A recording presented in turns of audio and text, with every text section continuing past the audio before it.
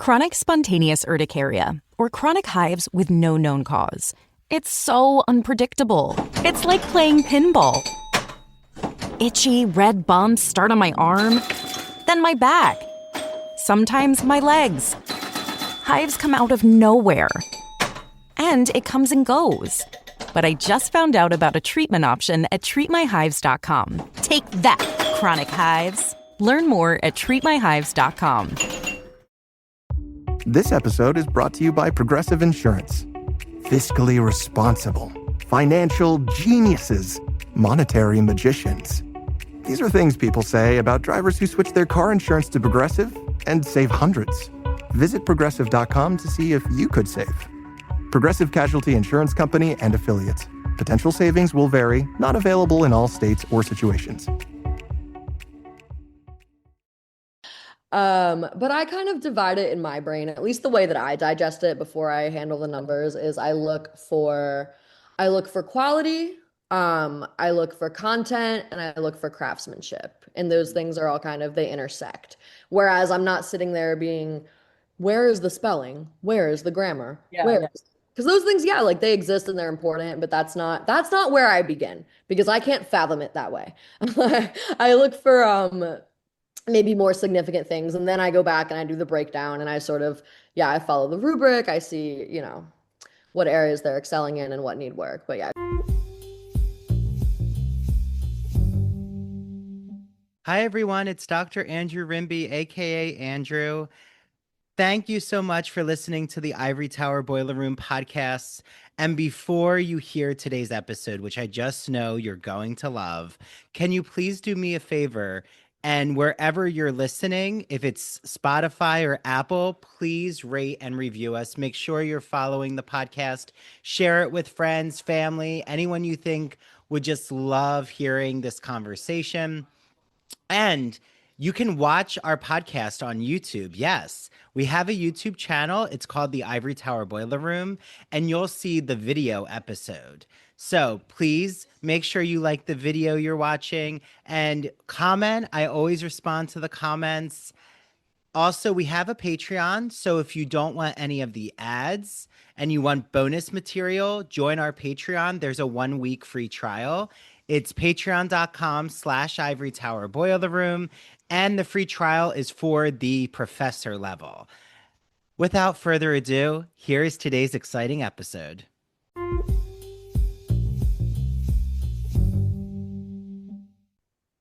Hi, everyone. It's Dr. Andrew Rimby. Welcome back to our Teaching College English and Writing series, joined, of course, with Dr. Jan Valakian, Jan, our trusty co-host. So really excited because this is our first guest who I think holds an MFA in creative writing. I'm pretty sure.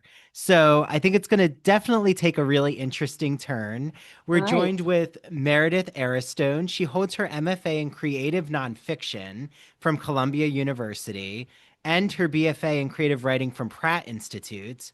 Okay, well, both excellent institutions. She taught and teaches writing at Atlantic County College and Delaware Valley University. I'm excited because she's a South Jersey person like myself originally, and Bucks County. She's the first place winner of the New York City Poetry Contest 2024. Congratulations. Her poetry is featured in New York City Poetry Magazine, Wax Poetry and Art Magazine, Cathexis Northwest Press, and Ford's Review. She is the author of Excessive Sodium, a collection of poems for the troubled soul. Oh, I love that. As well as writer and director of the indie short, Psych Idyllic in 2015. Her creative nonfiction work is featured in Pink Disco Magazine, Quail Bell Magazine, as well as Stained Glass and Thunderstorms for Girls Interrupted, an anti-lifestyle blog for crazy bitches. There you go. And Go Magazine. She's currently working on her memoir, Girlhood is the Monster Under My Bed, a story of femininity and vice, and is passionate about finding the magic in the mundane, investigating liminal spaces, and romanticizing her life. Let's manifest all of that. I love that. Okay, well, Meredith, I think we could just end the podcast now. Hi, Meredith. Welcome to the podcast. Thank you for having me. So, wow. I mean, what an exciting, interesting, creative journey you've had. I feel like we have to just begin with in the classroom, how much of that creative writing or process impacts your pedagogy? I would say it impacts it significantly. I tend to start every class with a prompt, no matter what the class is, whether it's comp rhetoric, whether it's a supplemental course. And I just open up the room and I have my students journal for 15 minutes, and respond to the prompt. And I sort of encourage them to be experimental because I believe that having a wide knowledge of genre is very helpful, regardless of what the course is. Um, and yeah, I tend to also find that I encourage creativity even in more research paper based essays because I find that in order to create an effective thesis, students need to be passionate about what they're writing about. And a lot of the times, the passion comes from things like tone and the craftsmanship of sort of maybe adding a personal element to their prose. Mm. Yeah. Do you feel that like we've brought this up in other episodes. I know Jan talks about it a lot, right? Because Jan has written a One. play and she Oh, wrote a it's a screenplay, No way. but she's a Awesome. creative writer it's a and tough road. it's a tough road. Yeah. Well, Yeah. Tough road to ride. and I feel like she always says like that the teaching and your writing, Jan, correct me if I'm wrong, like you don't always feel like it goes hand in hand. Different And different yeah, parts of the brain, different parts of the brain, but they can inform your teaching can inform your writing. I think, yes. yeah, no, I think so. It's just that what you need to do for creative work is like the other side of the brain. You're originating ideas and not writing about other people's ideas. Yeah. No, Yeah. absolutely. Yeah, do you feel that, Meredith, that like when you're working on your current memoir, does any of your teaching moments impact, oh, I'm gonna like store that away in Hmm. my memoir? Sometimes I do agree that it is different parts of the brain just because when I'm in the classroom setting, I tend to be hyper focused on what we're doing in the moment, um, Yes.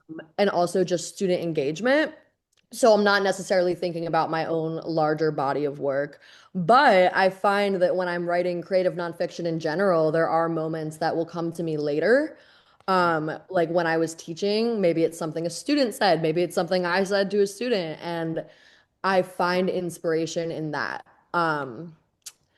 But yeah, I mean, I think I struggled at first with the thought of like teaching composition because I didn't want, this is gonna sound funny, but I didn't want to be bored and I didn't want the class to be boring. And then I very much, I found that there were ways to navigate it so that the confines of academia didn't feel rigid. Like I want to love my job and I want my students to love what they're learning. And I think especially in the contemporary times that we're in, there is a real way to blend creativity into composition courses without necessarily distracting from the course objectives. Well, and I don't want to assume your generation, but I'm a millennial. Mhm. Um, are you a Gen Zer? Yeah, I'm cusp. Yeah. Okay. Very. I was born in 99, so I'm cusp. So I'm Okay, yeah, you're right You're on called, that you're on that called a cusp. the cusp Yeah, the Gen cusp. Zer. Yeah. I have some traits of both. I think I grew up with both because I was the last generation to grow up with flip phones and like not just automatically having iPhones since birth. I didn't come out of the womb with like an iPad, and I think a lot of the kids today have that. So I think that gives me some perspective that's maybe a little bit different than like total Gen Zers.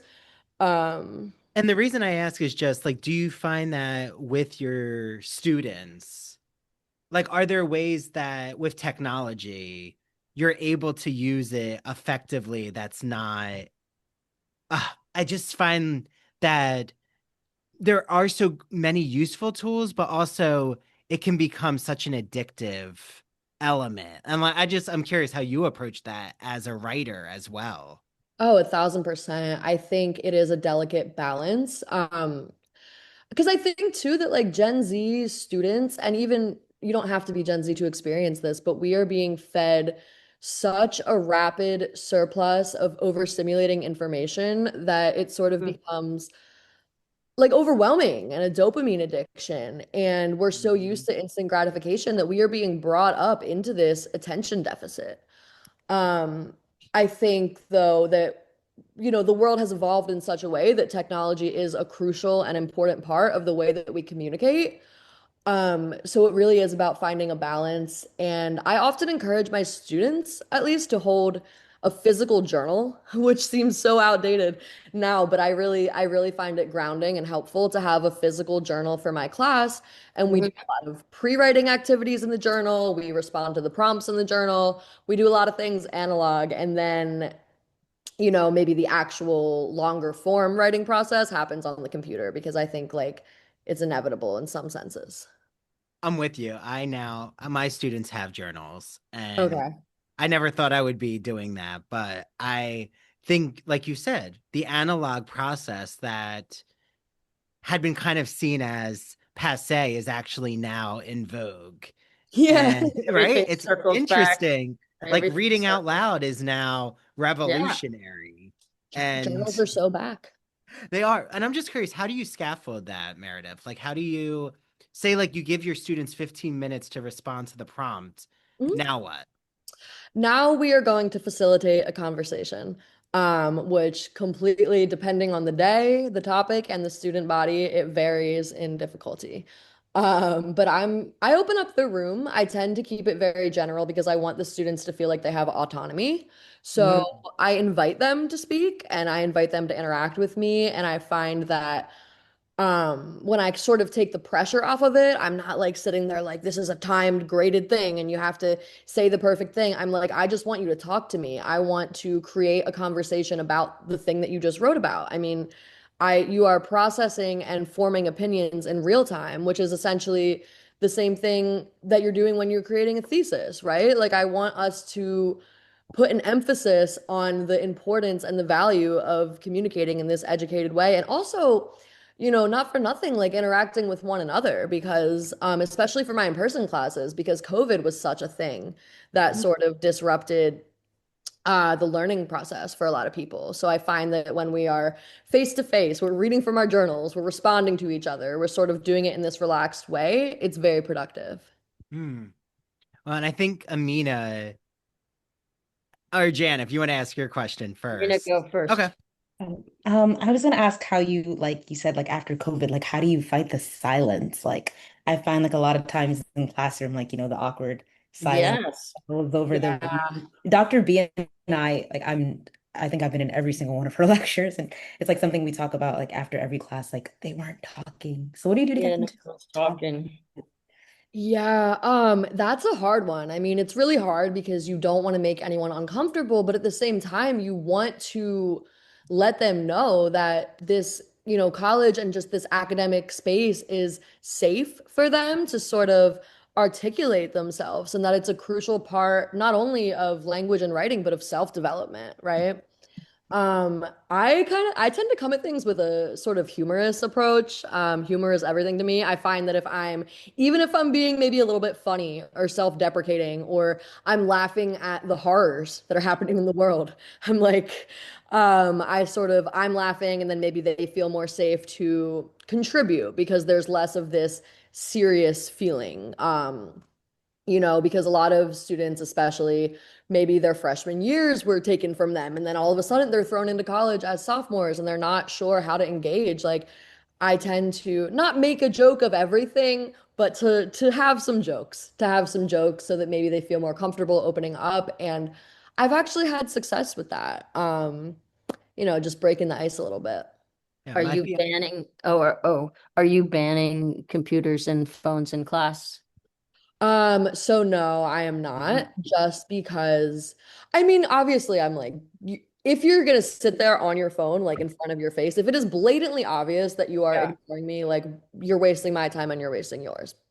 And I would say something, but the reason that I'm not is because again, I think it's unrealistic I think that computers are where a lot of the writing process happens. I personally have always written on the computer. I think it would be unrealistic to ask them to do everything in preparation for their essays.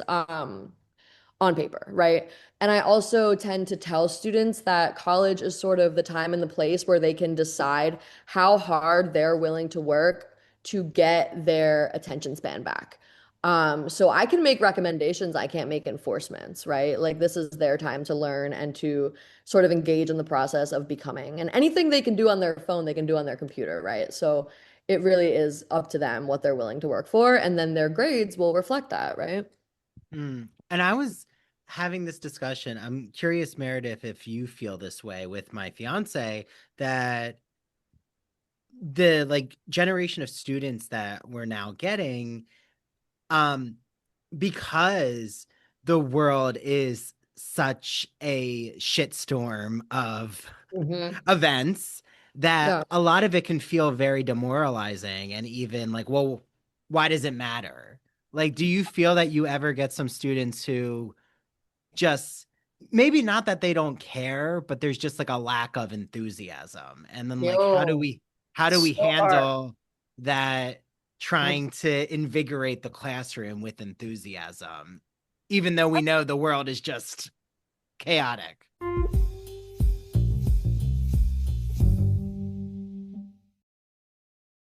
This holiday season, I'm so excited to talk about my favorite academic publisher, Broadview Press. Broadview Press has just incredible anthologies, classic books, history of literature, philosophy, you name it in the humanities, Broadview Press has you covered. So I've had guests on here like Dr. Jeffrey Andrew Weinstock to talk about his pop culture for beginners book, his Mad Scientist Guide to Composition. He's an incredible horror gothic literary scholar. So definitely listen to the podcast I did with him. I had a vampire literature discussion, a wonderful Wizard of Oz conversation. So always so many exciting Broadview Press guests that I have on, and I have a few new episodes coming out soon this holiday season, all about how to teach writing and composition. So look out for them. And there's a few books that I definitely want to highlight. So make sure you have on your radar Broadview Press's new anthology of science fiction, a book about original inquiry, a guide to research for undergraduates. I mean, when I'm teaching my students the research essay, definitely I could use that book. Good Reasoning Matters, a guide to critical thinking in a digital age. Okay, well, I hope to talk to all of these editors, but yes, we definitely need critical thinking in this digital age. I keep saying we need to have courses in college for social media literacy to understand what is going on these apps. So that's called Good Reasoning Matters. And then the last book is Solving the Puzzle, A Student's Guide to Historical Research and Writing. These are all incredible books to assign your students, specifically in any kind of literary or humanities research-based course, which almost every humanities course now is research-based. Also, Broadview Press is interested in hearing from librarians. So if you're a librarian or you know a librarian, please take down this information.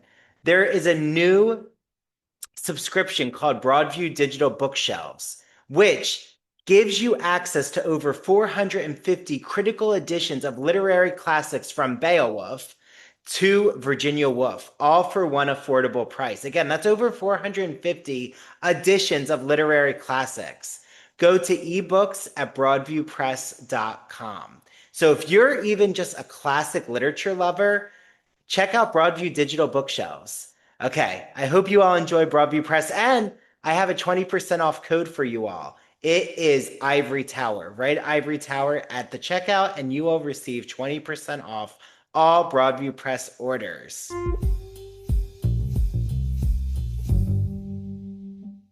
Are you a fan of classic Hollywood movies? Are you a fan of queer cinema? Then do we have the podcast for you. Hello, everyone. I'm Christian Garcia. And I'm Luke Delmar. And we are your hosts of That Old Gay Classic Cinema, where we take a look at some of the greatest films of all time and analyze them through a queer theoretical lens. Let's be honest. LGBTQIA+ people have been a part of Hollywood since its inception, and this podcast celebrates those artists and entertainers of yesteryear while also taking a closer look at the queer-coded characters and stories in classic Hollywood films long before queer representation entered the mainstream. So follow us down the road of classic cinema as we give you a guide to some of the films that touched our hearts, brains, and even gave us courage to be ourselves. You can listen to That Old Gay Classic Cinema wherever you get your podcasts, and be sure to follow us on Instagram, YouTube, and TikTok. All right, listeners, we're ready for our close-up.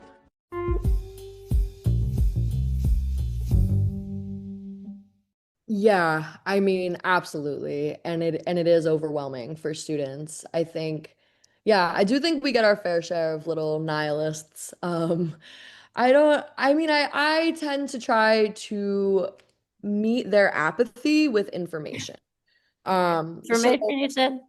Information? Meet their I said apathy. to meet their apathy with information. And by that, I mean, if they are confused, why should it matter? Maybe I'll give them some resources to look at. Maybe we will watch some TED Talks specifically about what they are worried about or upset about. And I will, maybe offer them some prompts. A lot of what I do is self-discovery based, and I help them figure out what they care about. So if they think nothing matters, maybe we can examine their personal interests and find out what does matter. What does matter to you? What would you do about it? If you had the power to do something, this is a huge thing I do, actually. I do a research paper where we face the issue head on. And I say to the students, what is the biggest crisis right now in the country or in the world that you are the most upset about? And then we sort of take that frustration and turn it into interest. And I let them sort of research this crisis, tell me what's wrong with it, give me all of the context, explain it to me like I don't know, right? Like put it into a paper and then give me their opinion on it. And what would you do about it if you had the power to do something, if you were in government, in office? And I think that this restores some autonomy to them, even though they may feel helpless. I think this exercise in writing, it gives them information, and information feels like control a little bit. Information feels like Yeah, control. do you feel that the administration's insistence that we pour our courses into these formulaic, what are they called? Simple syllabi, interferes with your creativity that you want to do in the classroom? Yeah, definitely. I've been really lucky. A lot of the admin that I've worked with have let me have a little bit of elasticity in my classes. And that was also sort of after proving myself. And I don't mean to be like, I taught the best class ever, but I had such incredible student engagement and student written responses that my boss at Atlantic actually reached out to me and he was like, you have received so much praise from your students. Like, what are you doing? It's working. And I think not that I'm anti-formula, but a little bit. I think that formula is oppressive. I think that it's oppressive. We don't need that in these contemporary times. I mean, Terrible. to be an educator, you have to know what you're talking about. You also have to make a lot of sacrifices, right? So we're not just bullshitting. So I think that the administration, if anything, needs to trust their educators more and to respect that maybe we don't need a strict formula for what every syllabus has to look like, because progress looks different in a lot of different ways, Yeah, I get my syllabus thrown back for mechanical reasons all the time. And I'm thinking of Martin Scorsese, who says when he was continues to make films, he would make one to satisfy the studio and another one to do what he wanted to do. Oh, And I yeah. feel like that's what we have to do. Yeah, that's the case with so many. You hear so many cases of like artists even who are like, I'll make music for me and then I make music for what I think I'm supposed to do. And Yeah. then, the song gets released, the one that the artist was sure about and then that like the label wasn't sure about, and then it blows up because you can't create a formula for what people like. There's something very human. And I feel like it almost like removes the humanity to have such a strict and rigid expectation for what's allowed to be there. You know what I mean? Yeah. Like, And our students want authenticity, I feel. yeah. Like, not saying we should be an open wound of like, relatability with our students, because I think like there is a danger if we um see them as our friends, right?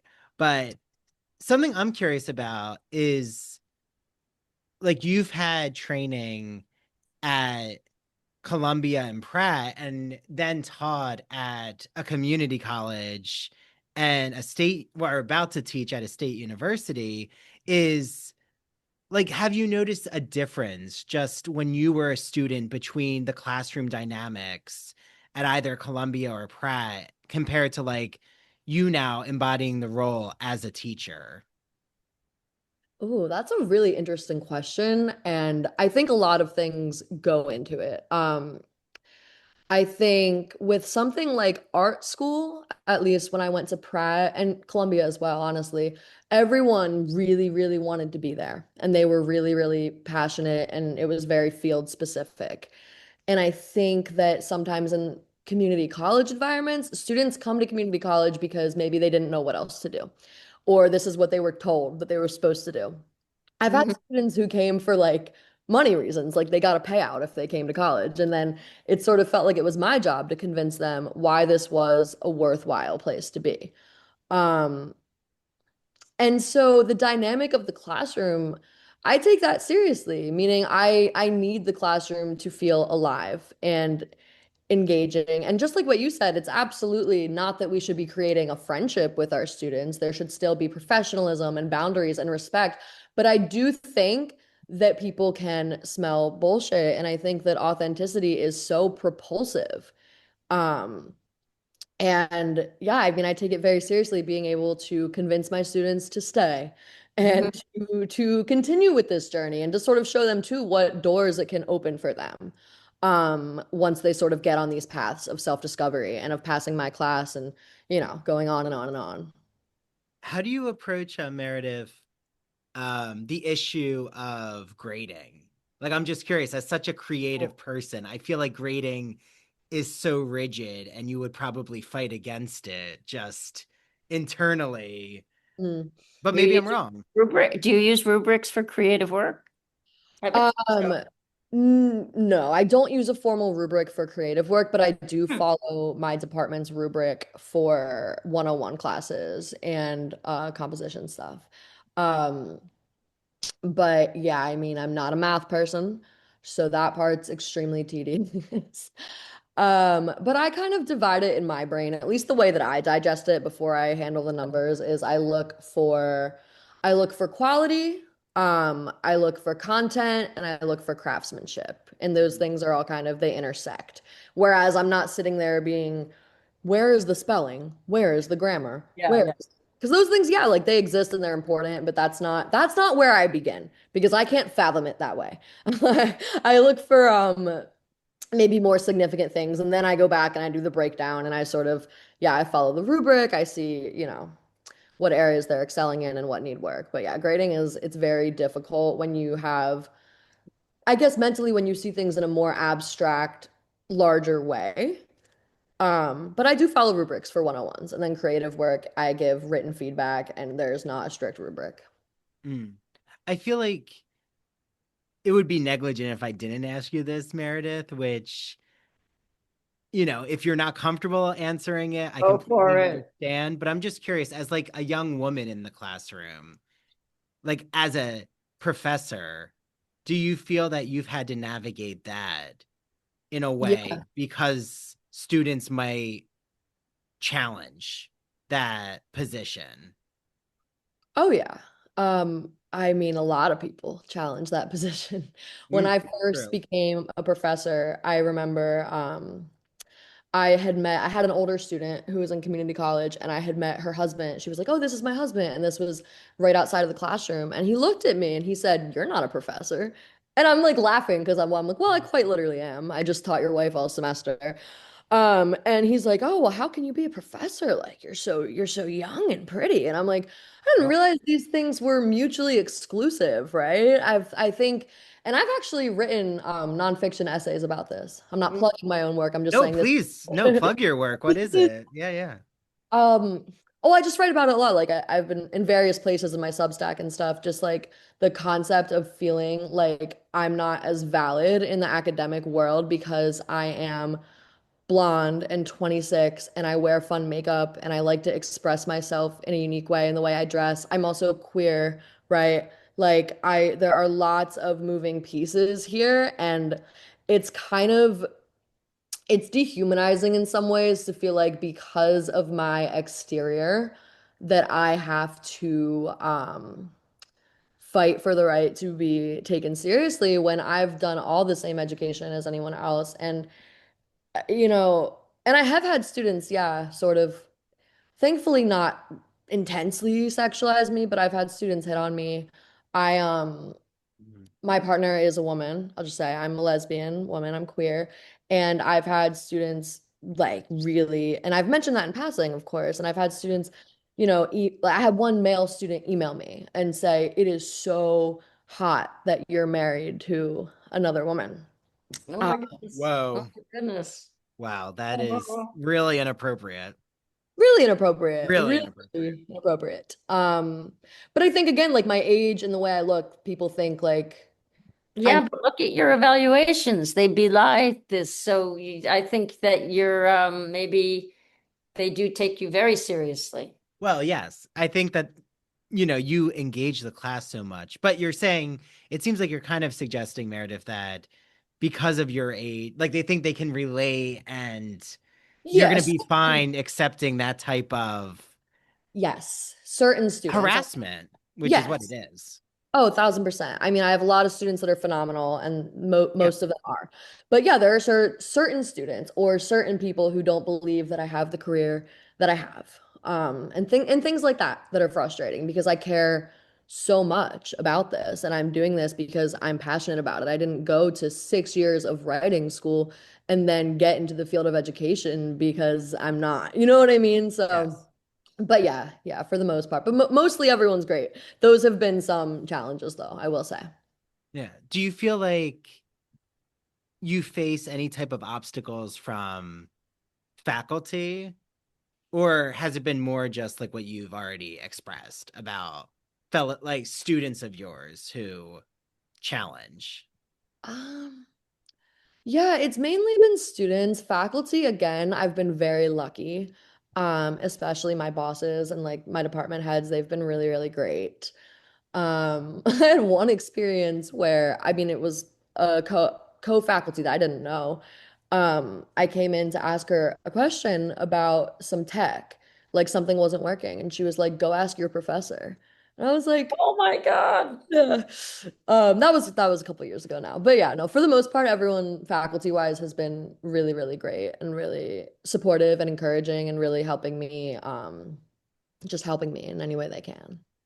Are there tenure track positions for creative nonfiction writers out there? Because I don't know if there is or I actually don't totally know the answer to that because I mean, I think that there might be, but it might be disguised under a different title. Or like you maybe if you were tenure track creative nonfic, you would still teach some teach composition. comp. Yeah. Because I know my fiction writer friends all teach comp, or I shouldn't say all, the ones that I know.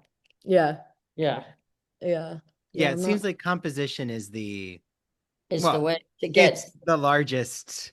to put food on the table while you do your real passion. Yeah, but well, that is, um, I think a great segue though, Jan. Bringing that up is, are there texts like that you're inspired to teach because of just your passion for creative nonfiction, or like authors that you get excited to teach because of Very the training you've had?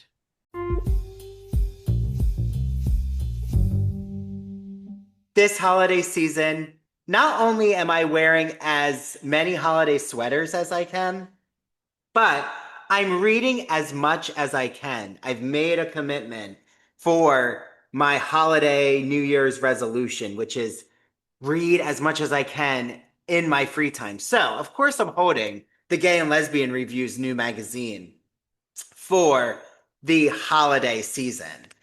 It is called Ethnographic Journeys, and it just covers so many exciting topics. Okay, it covers the two-spirit journey. It covers caste and gender in India. It covers gender identities in Native African societies, culture clash in South Africa.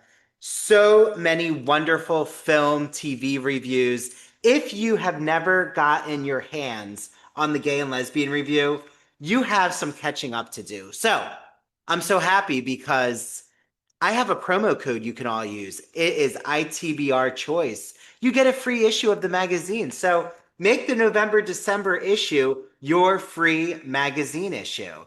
And those over at the Gay and Lesbian Review has shared really exciting news. Until February 15th, they are accepting applications for their Writers and Artists grant. So the Gay and Lesbian Review is asking all writers and artists out there to bring their perspective, ideas, and voices to the magazine to help support emerging and unpublished LGBTQ writers, thinkers, scholars, and artists. How can you apply? Go to glreview.org. While you're there, make sure you get your hands on their new issue of their magazine. The GNLR is an incredible space for history, culture, politics, LGBTQ themed. It's where I get my book recommendations, my film recommendations, my TV recommendations, shows that are happening in New York City that are queer themed. Let's just say I'm about to see Messy White Gaze, and I know, actually, my friend who I've had on the podcast just wrote a review on it, and it's going to come out soon. So keep your eyes out. Remember, ITBR Choice, promo code. Use it when you subscribe to either the print or the online edition. Abercrombie Kids is bringing the cheer all holiday season and the gifts too. No matter how long their wish list is, there's always room for just one more. Whether it's a new winter coat, an extra pair of jeans, or cozy matching sweat sets, get gifting with looks they've been waiting for all year. Shop Abercrombie Kids in the app, online, and in stores.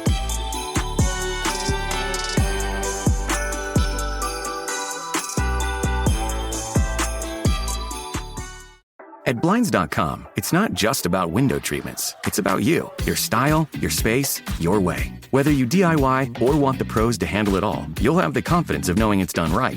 From free expert design help to our 100% satisfaction guarantee, everything we do is made to fit your life and your windows. Because at Blinds.com, the only thing we treat better than windows is you. It's your last chance to score Cyber Monday mega deals. Shop up to 50% off plus a free professional measure right now at Blinds.com. Rules and restrictions apply.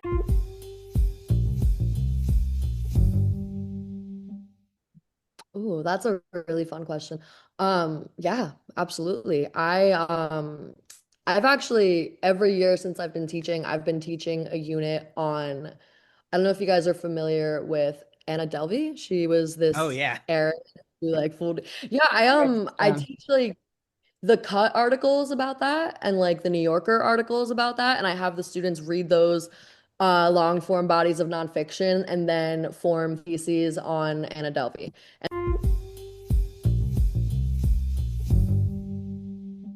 Is there anything in particular that comes to mind about a class that really set them on fire? These reviews were from my 101 and composition students at Atlantic Wow. Yeah, but that was again because we're incorporating creative elements. Like I find that I get the most positive response when I am incorporating creative elements. I mean, I just think like if it's so dull that like even I'm bored Yes. teaching it, they're gonna be bored learning it. And I think too that like that doesn't exciting does not mean unproductive or that we're like just screwing around, right? There is a lot of productive work happening. Just because we're Yes. not doing the same work from like the early 1900s does not mean that it's less valuable and worth it. Like I think that every industry changes with the times, and education is no different. Yeah. Do you feel like you have to address, or have you addressed social media in a composition way? Like, and if you do, Meredith, like what does that look like in your teaching? Yeah, absolutely. And so in a composition way, we've done the classic does technology unite or divide us conversation, and we sort of through our essays, make an enemy out of social media or make a friend out of social media. And I've had students defend both sides. I've given them resources. Because there are plenty of directions to go with that as well. Like we sort of talk about the dangers of it. Maybe it's a safety issue, right? Maybe it's a bullying issue. Maybe it is the only way that you connect with someone you love across the world, right? So we sort of do it that way. But yeah, I do teach an essay in comp that asks that question. Does technology divide us or bring us together? And tell me why and tell me how. And I also allow some narrative elements to that. I'm like, if they want to tell me a personal story of why they can't live without their phone and why it makes a meaningful difference in their life, then go ahead and give me your examples, right? Or on the flip side, maybe they got addicted to their phone and they were comparing themselves to other people, right? So I try to, yeah, I really have them write that essay and look at it from either angle. So I think we wouldn't be a conversation if we didn't end on the elephant, which is AI. And I'm just curious, as a composition professor, as someone who you probably know, maybe you knew those even at Columbia or Pratt using AI. I'm not sure. Um, like, how have you navigated that? And like, do you really think it's as serious an issue as faculty make it out to be? Um, I mean, I think AI is and can be an impediment to critical thought just because students, especially recent students, like not so much even a decade ago when I was in school, but students are sort of relying on AI to do the cerebral heavy lifting of structuring an essay and deciding what order they want to put things in. And so I do think it's an issue, but I also think it is blatantly obvious when it's being used. I mean, obviously we have things like Turnitin and softwares to detect that, but like if we do a diagnostic day, right? A diagnostic essay, even if we do a diagnostic paragraph, if I talk to you and I know you as a person, right? Like I know the ways in which you articulate yourself, and it's very different than this standardized robot option. So I don't think it's hard to detect. I think that I think it's plagiarism. Um, I think it's plagiarism, and I think it creates laziness, unfortunately, and it also creates lifelessness. It takes the humanity out of writing. So I just tell my students, like, for me personally, that's not acceptable. Don't let me catch you using it. You'll fail the essay if you use it. It's probably like, you know what I mean? I'm like, don't make this a longer conversation than it needs to be, like between myself and them, because I'm like, if you use it, I'll know. I'll catch you and I'll know and I'll fail you with peace and love. Yeah. Yeah. Do you find that it's been difficult to engage students in the act of reading? Because I do feel like reading and literacy has really, like, probably even since you were in college, there's just been such a going away from that solo act. Yeah. Oh, 1,000%. Because again, like we have such fast, all of the time stimuli that sort of replaces that for people, both in an academic sense and as a hobby. And I do think it's harder. And I think that length expectations are different, even though the class level is technically the same. Like a 101 should be at the same level today that it was 10 years ago. But if you try to assign maybe a longer body of work in a shorter period of time, I think the reaction is a lot different. I think that's unheard of for them. And they're almost pissed off. They're like, how dare you expect me to Oh, be. Amina, you said the opposite, didn't you, Amina, last time? What did I say? You said that you wish that your professors would assign long novels. I love that. I mean, I I wish wish more that they would students said that. exercise That's why she's a people. star. Well, Amina is also one of those students who are, from everything Jan has said, like the student who is always putting above and beyond, like wants to keep reading and researching and might Um, not be, is not our, uh, the norm of a composition student. yeah. Well, that's But if incredible. you could give I need you in my class. give them, challenge them, flex their brains, make them uncomfortable. Yeah. That's true. I asked this question to someone else, which is if let's say you want to teach a contemporary fiction course and you want to introduce them to some weighty writers like Rushdie, Virginia Woolf, etc. How do you feel as a creative writer about assigning sections as opposed to the whole, which is what anthologies do? I think assigning sections is absolutely appropriate, especially because it sort of Yay.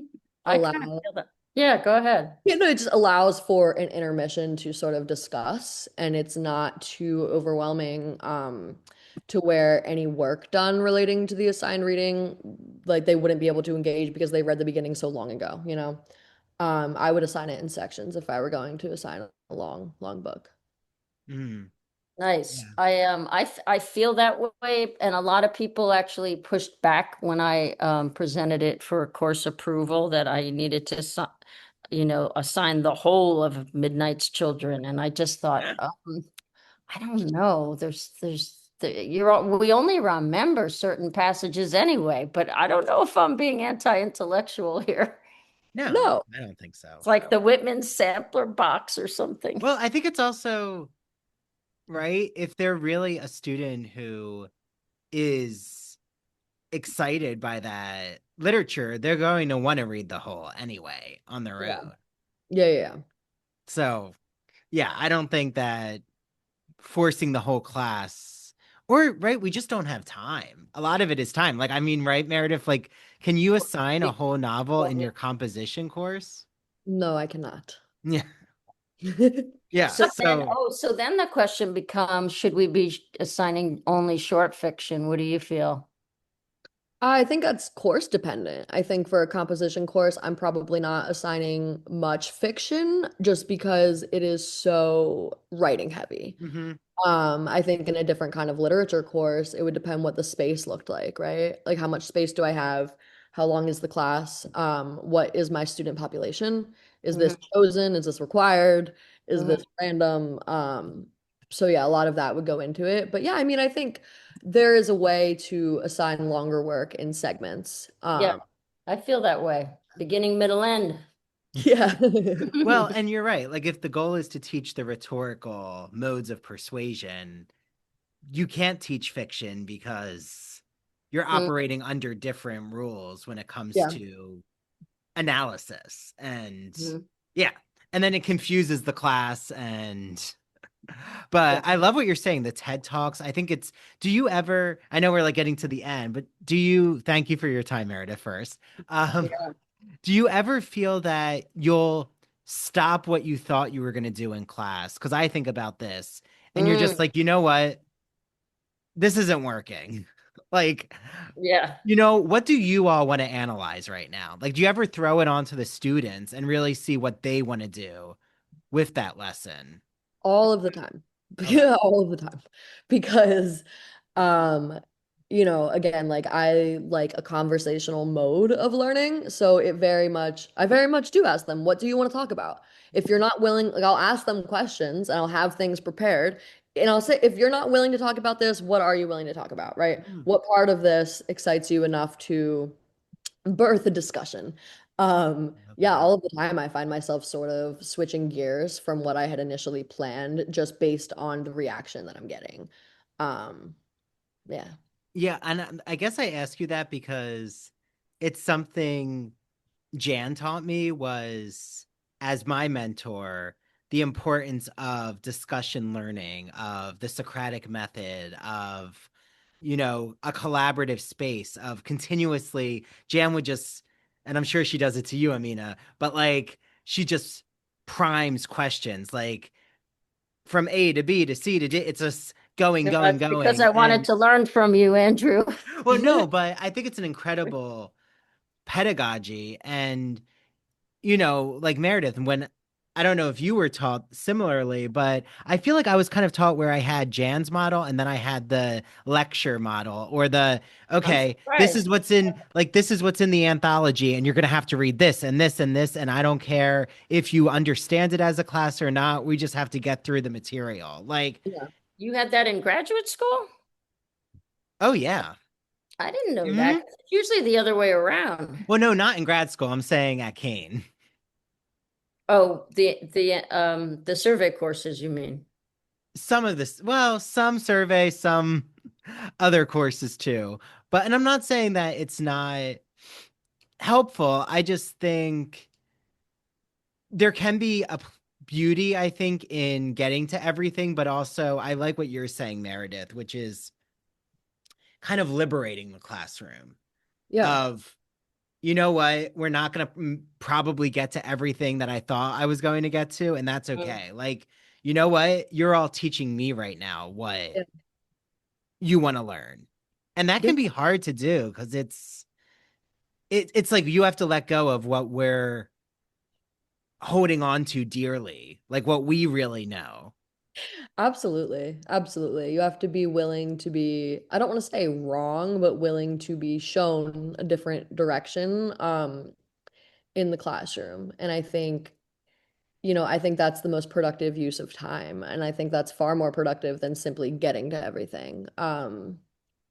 Because there's not really much of a point in getting to everything if we're not collectively understanding it. Well, I think it's also like, in my opinion, a difference between a collaborative professor and like a student-centered professor and an egotistical professor. Like someone who just wants to show that they know every exact word of whatever their specialty is. Like, I'm going to teach you all as students that I'm an expert and I'm going to pat myself on the back. Yeah. Which I just don't have time for. But that's no, not at all. I'm just not interested in the lecture model. I think it's really outdated, and I think it's a very self-flagellation of teaching. Yeah, I couldn't agree more, to be honest. And as an anxious undergraduate, I'm embarrassed to say, long for those lectures because I felt like, oh, now I have a body of knowledge.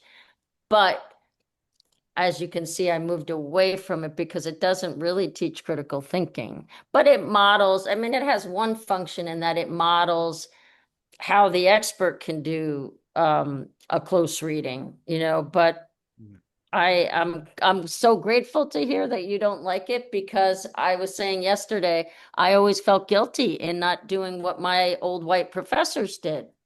They were up there at the lectern. I don't know how it was at Pratt and Columbia, but up at the lectern, and then you just took note. I felt like I could have been a secretary by the end. Yeah. Were they still doing that at Pratt and Columbia, Meredith? I had one lecture that at Columbia. I think you could choose them. Like you could choose to either take lecture style or seminar. Like really? Oh, wow, that's interesting. Well, you could choose the model, right? Like there were lectures offered and there were seminars offered. So I love that model. Yeah, I think it was mandated that you did have to take one or two lectures like at your time there. For creative writing? I don't know how you would have a lecture. Yeah, creative writing because just fiction lectures, like assigning books, and then he would lecture on the book and like do essentially do like the expert's close read. So it seems like that wasn't necessarily your passion. It was not as a style. No, it was not. It's definitely easier. So I admire the students who like the dialogue. Yeah. I mean, you're right. I think the lecture, the students are let off the hook. Yeah, I mean, it's a free ride. It's a free ride. Yeah. I mean, there's not much. You don't have to engage at all, really, if you don't want to. There's only a couple students who ask questions in the lectures that I was in, and then like admittedly, like I might be working on something else because the lecture was just so long. It was like, Amina, you said you loved it when Gruser lectured. He's a very gifted scholar. He's unusual in that he's truly a scholar. But you told me you liked it, right? I didn't know if we were going to name drop him, but I surely was thinking of him the entire time. I think it's because we always call him Dr. B, and I always call him the encyclopedia. Like he just But that's not his only mode. Yeah. He's so passionate, but I think he does this really great blend of lecture and he does a blend.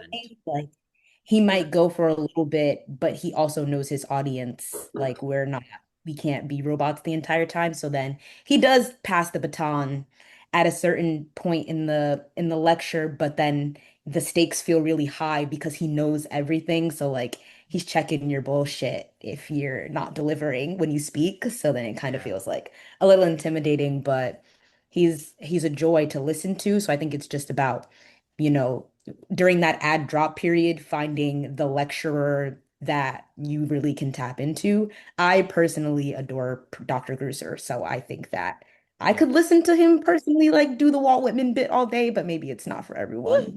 Yeah, like I Everyone's I different. enjoy that he also, because I had him, and as a Whitman scholar and uh like American lit scholar of the 19th century, like that, I was really inspired by him. But he also like assigns each student a presentation day, Yes. and they have to ask questions to the class. So I feel Okay, like so that's that's a little different. I guess like when I think Yeah. traditional lecture, Jan, I don't think Dr. Gruser. I think traditional lecture, like you don't ask this class any questions. Because Oh, that's really unbalanced. Okay. like I saw when I was a TA at Stony Brook in my PhD program, I saw someone who like if a student asked a question, it was an impediment. Like you were impeding their lecture. Oh, Like wow. they, That they really were like annoyed. surprises me. No, That's no, like it surprises me. still exists. Like they'll be annoyed that you even interrupt them. Wow. Yeah. So, I think like in my opinion, that's not helpful.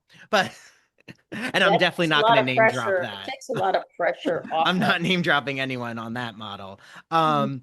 But Meredith, I feel like you've just given so much Thank you. nourishment of education. Like this is so fascinating. I think we needed someone who has that creative writing, that like almost Gen Z perspective. Like you really have such an interesting way of blending pedagogy. And I know like I'm definitely gonna take your 15-minute, I'm gonna try it in my composition course. yeah, The definitely. 15-minute like writing prompt and just see what happens with the students. How can everyone, if you have Oh, social yeah, media you contact want to drop or Um, anything where they can email. find you? sure, yeah. So I have a Substack blog. It's called Stuck in Motion. Stuff. Um, and then my Instagram is the same. It's at Stuck in Motion, but the O's are zeros. And Ooh, okay. I post updates on my writing and where I'm getting published and stuff like that. So Oh, yeah, Stuck good. in Motion, pretty much everywhere. So Well, not a regular email? So what? Not a regular email? I do have a regular email. Yeah, I can be reached at my first and last name at Gmail, okay. Meredith Aristone at gmail.com. That's my primary email, just kind of like for everything. Um, Wonderful. yeah. Oh, good, Meredith. Well, thank you so much. This was a pleasure, and I'm definitely Yeah. gonna follow you from the podcast Instagram. So Oh my gosh, And yeah, amazing.